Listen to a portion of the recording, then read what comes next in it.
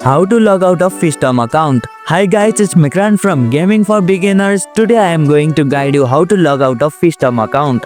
Logging out of Fishdom account is quite easy. So without any delay, let's start the video. Open the Fishdom app. Launch the game on your mobile device.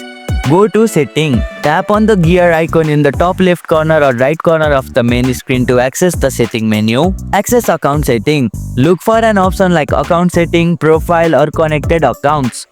Disconnect linked account. If your Fishdom account is linked to a service like Facebook or Google Play, tap the link service, example Facebook or Google Play.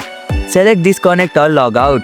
Confirm the action if prompt. Confirm logout. If the game has a dedicated logout button, tap on it to confirm. Your progress will still be saved on the linked account and you can log back later. And here you go, it's done. That's how you can log out of Fishdom account. If you liked our video, press the thumbs up and share button. If you have any question, comment down below and don't forget to subscribe the channel for more tutorials.